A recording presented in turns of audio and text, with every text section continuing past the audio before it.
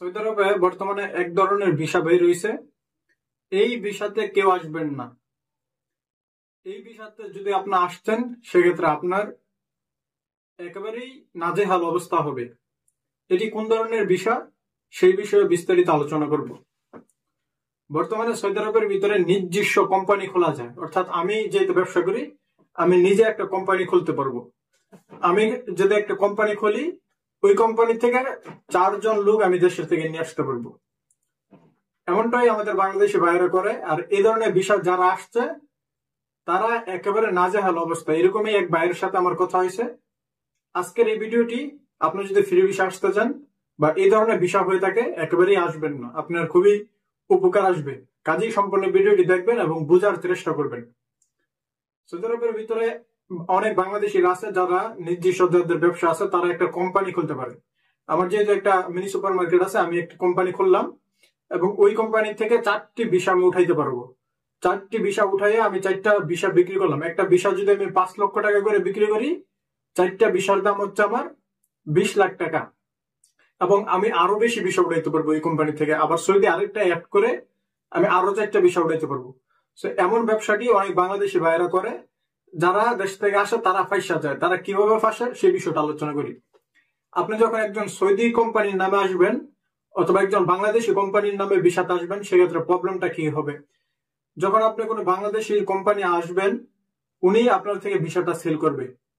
এবং যারা প্রবাসীর যে কোম্পানিগুলো আছে, আমার যে কোম্পানিটা থাকবে ওই কোম্পানিতে যদি আপনি আসেন, আপনাকে যদি অন্য কোনো কাজে পুলিশ ধরতে পারে, সেক্ষেত্রে আপনাকে কঠিন পানিশমেন্ট দিবে। এবং এতে শুধু আপনি ক্ষতিগ্রস্ত হবেন না, আপনার যে কোম্পানির মালিক সেও আরো বেশি ক্ষতিগ্রস্ত হবে আপনার থেকে। সে কিভাবে ক্ষতিগ্রস্ত হবে? কারণ যখন সৌদির কোম্পানির একটা ওয়ার্কারকে ধরবে, এটা তেমন কঠিন বিষয় না, ছেড়ে দিবে। বা বিষয়টা সহজ, অন্য জায়গাতে কাজে ধরতে পারলে অনেক সময় ক্ষমা পেয়ে যাবে। কিন্তু যখন কোনো আজনবীর কোম্পানির ওয়ার্কার হবে, সেটিকে কঠিন আইনে ব্যবস্থা করবে। এই কারণে হচ্ছে এই সমস্ত বিষয়তে আপনারা আসবেন না। এবং এই সমস্ত বিষয়তে আসলে আরেকটা কি, আপনার থেকে একটা বিষয় টাকা নিবে এবং যে বাংলাদেশে আনবে তিনি কিন্তু লাভ ছাড়া আনবেন, আপনার থেকে ভালো পরিমাণে একটা লাভ নিবে। প্রত্যেক মাসে আপনার ওনাকে একটা ফায়দা দিতে হবে 500 রিয়াল করে। প্লাস আপনার আকামা তৈরি করার জন্য টাকা দিতে হবে। নানান ধরনের অসুবিধা আপনি ফেস করবেন। আর যদি আপনি সরাসরি ওই কোম্পানিতে আসেন, ওনার আন্ডারে কাজ করেন, সেক্ষেত্রে কোনো অসুবিধা নেই। অসুবিধা তখনই যখন আপনি ফ্রি ভিসা, অর্থাৎ যেটা তথাকথিত ফ্রি ভিসা, আমরা একটা মালিকের অধীনে আসবো, আসার পরে বাইরে বাইরে কাজ করব, এরকম চিন্তা ভাবনা হলে কোনো সময় কোনো বাংলাদেশের কোম্পানি আসবেন না। আপনারা সৌদির কোম্পানিতে আসবেন, সৌদি কফিলের মাধ্যমে আসবেন। বাংলাদেশি কফিলের মাধ্যমে যদি আসেন, সেক্ষেত্রে আপনি নিজেও যেমন ক্ষতিগ্রস্ত হবেন, আপনার যে মালিক উনিও ক্ষতিগ্রস্ত হবে। আমি আসেন কথা বলি। আমারই এক পরিচিত লোক, উনি এক বাংলাদেশি। ওনার তেমন কাছাকাছি রিলেটিভ না, যাই হোক পাড়া প্রতিবেশী রিলেটিভ আর কি। উনি ওনাকে ভিসা দিছে এবং ভিসার থেকে 5 লক্ষ টাকা নিছে। উনি সৌদি আরব আসছে, আসার পরে বাইরে বাইরে কাজ করে। আর যে বাংলাদেশি মালিক, ওনার সাথে কন্ট্যাক্ট হয়েছে, ওনাকে প্রত্যেক মাসে 500 রিয়াল করে হাদিয়া দিবে, প্লাস বছর শেষের আকামা খরচ দিবে। উনি ওনার নিজের মতো বাইরে বাইরে কাজ করবে। এমনটা তার ওর কোম্পানিতে 4 জন বাংলাদেশি আছে এবং একজন মালিক। টোটাল 5 জন বাংলাদেশি। 5 জনের ভিতরে একজন হচ্ছে মালিক। 4 জন যখন বাইরে বাইরে কাজ করে, এর ভিতরে আপনার 2 জনকে বাইরে সৌদি পুলিশ ধরতে পারছে। ধরার পরে এই 2 জনের বাইরে একটা ওয়ার্কার কাজ করলে এর জন্য মালিককে অনেক বড় একটা জরিমানা গুনতে হয়।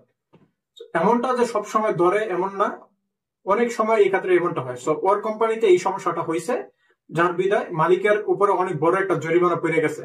মানে জরিমানাটা এরকম যে ওনার ট্রাভেল বন্ধ করছে না। আর যারা এই আপনার সৌদি আরবের ভিতরে নিজস্ব কোম্পানি খোলে, তাদের কোন একটা জরিমানা আসলে তাদের ট্রাভেল বন্ধ করে দেওয়া, অর্থাৎ সৌদি আরবের থেকে বাইরে দেশে যাইতে পারবে না বা দেশেও যাইতে পারবে না, এই মানে একটা মামলা দিয়ে দেয়। ওর যে ভাগ্য ভালো যে ওই যে কোম্পানির মালিক ওর কোন মামলা দেয় নাই। ওই কি করছে, ওর যে কোম্পানিটা সেল করে নাই, কোম্পানি যত দোকানের যে মালামাল, অবশ্যই একটা বিজনেস আছে বিদায় উনি একটা কোম্পানি খুলছে। ওনার বিজনেসে যত মালামাল সেল করে দেশে চলে গেছে মালিক। আর এইদিকে যে ওয়ার্কার গুলো আছে সবগুলো অবৈধ হয়ে গেছে। এই ধরনের এক ভাইয়ের সাথে আমার কথা হয়েছে যে এই পরিস্থিতি, মালিক এখন চলে গেছে, আমরা কি করা যায়। এমনটা শুধু এই একটা অসুবিধা না, আরো বিভিন্ন অসুবিধা আছে যেটা আপনারা সৌদি আরব আসলে এই বিষয়টা বুঝতে পারবেন। তাই আমি আসলে এই বিষয়টা থেকে আমি আপনাদেরকে একটি সতর্কতা মেসেজ দিলাম যে আপনারা কোনো সময় এই ধরনের বিষয়তে এত টাকা খরচ করে আসবেন না। যদি হ্যাঁ আপনার রিলেটিভ হয় আপনাকে ফ্রিতে অর্থাৎ বিনামূল্যে নিয়ে আসে, সেটা হচ্ছে ভিন্ন বিষয়, তেমন কোনো অসুবিধা নেই। অথবা আপনি ওই আপনার রিলেটিভের নিজ কোম্পানিতে কাজ করবেন, সেক্ষেত্রেও কোনো অসুবিধা নেই। অসুবিধা তখনই যখন আপনি বাইরে কাজ করবেন, অর্থাৎ যে মালিকের অধীনে আসবেন সেই মালিকের অধীনে কাজ করবেন না। সো প্রিয় বন্ধুরা, এই বিষয়ে আপনারা সতর্ক থাকবেন এবং সবাই ভালো থাকবেন, সুস্থ থাকবেন। ইনশাল্লাহ আপনাদের সাথে দেখা হবে পরবর্তী কোনো নতুন ভিডিওতে। আল্লাহ হাফেজ।